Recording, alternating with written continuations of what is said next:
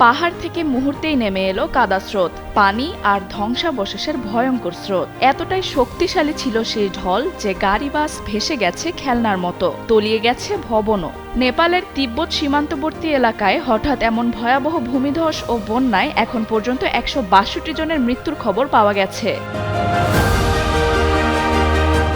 বিশেষজ্ঞরা বলছেন, হিমালয়ের জটিল ভূপ্রকৃতির কারণে এ ধরনের আকস্মিক দুর্যোগের ঝুঁকি অনেক বেশি। Lily whip chia mystic glowing body wash, secret two ultimate glow. ধারণা করা হচ্ছে ভূমিধসের কারণে লেন্দে নদীর গতিপথ আটকে গিয়ে প্রাকৃতিক বাঁধ তৈরি হয়, পরে সেই বাঁধ ভেঙে নেমে আসে প্রবল ঢল।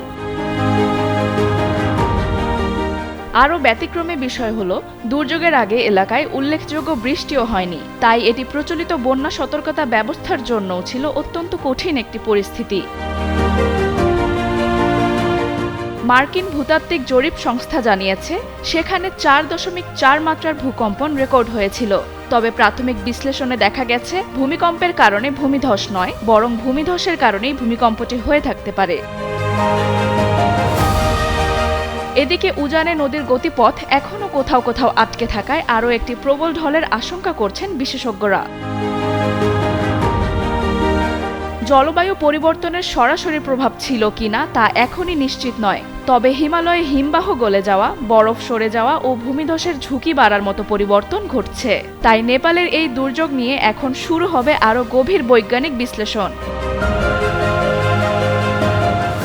যুক্তরাষ্ট্রের টেক্সাস ইউনিভার্সিটি সান আন্তোনিওর জলবিজ্ঞানী হাতিম শরীফ বলেন, এটা বিশ্বের প্রায় সব ধরনের কার্যকর বন্যা সতর্কতা ব্যবস্থাকে অকার্যকর করে দেওয়ার মতো ঘটনা। তিনি বলেন, এ পরিস্থিতিতে মুহূর্তের মধ্যেই অনেক দেরি হয়ে যায়, দৌড়ে পালিয়ে কোনো লাভ হয় না।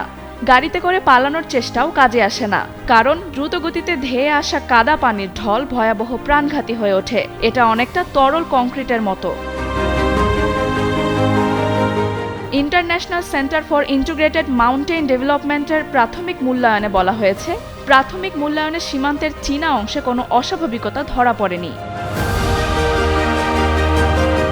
আইসিআইএমওডির রিমোট সেন্সিং ও ভূবিষয়ক তথ্য বিশ্লেষক সার্থক শ্রেষ্ঠ বার্তা সংস্থা এএফপিকে বলেন, আমাদের ধারণা নেপাল অংশে একটি পাথুরে বরফ ধসের ঘটনা ঘটেছে। এতে নদীর গতিপথ আটকে গিয়ে তীব্র বন্যার সৃষ্টি হয়েছে।